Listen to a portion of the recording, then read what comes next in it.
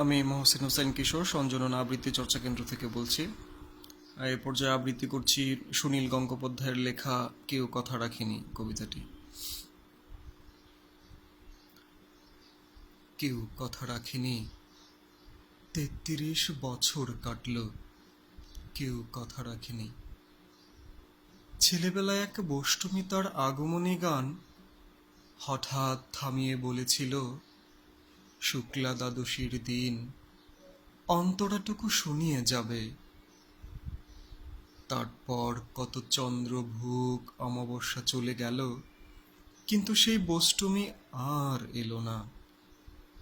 ২৫ বছর প্রতীক্ষায় আছি।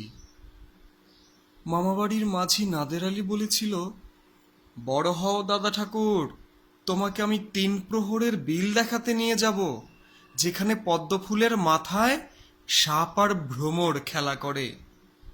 নাদের আলী, আমি আর কত বড় হব?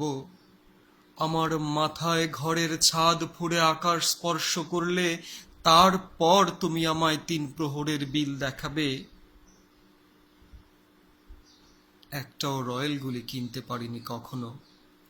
লাঠি লজেন্স দেখিয়ে দেখিয়ে চুষেছে লস্কর বাড়ির ছেলেরা। ভিখিরির মতো চৌধুরীদের গেটে দাঁড়িয়ে দেখেছি ভেতরে রাস উৎসব। অবিরল রঙের ধারার মধ্যে সুবর্ণ কঙ্কন পরা ফর্সা রমণীরা কত রকম আমোদে হেসেছে। আমার দিকে তারা ফিরেও চায়নি। বাবা আমার কাঁধ ছুঁয়ে বলেছিলেন, দেখিস একদিন আমরাও। বাবা এখন অন্ধ, আমাদের দেখা হয়নি কিছুই। সেই রয়্যালগুলি, সেই লাঠি লজেন্স, সেই রাস উৎসব আমায় কেউ ফিরিয়ে দেবে না।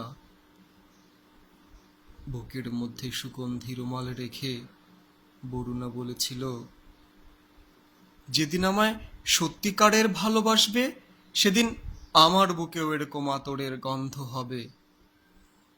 ভালোবাসার জন্য আমি হাতের মুঠোয় প্রাণ নিয়েছি, দুরন্ত ষাঁড়ের চোখে বেঁধেছি লাল কাপড়, বিশ্ব সংসার তন্ন তন্ন করে খুঁজে এনেছি ১০৮টা নীল পদ্ম।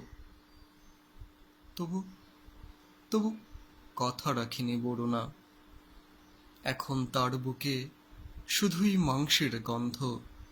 এখনো সে যে কোনো নারী। কেউ কথা রাখেনি, ৩৩ বছর কাটল, কেউ কথা রাখে না। ধন্যবাদ।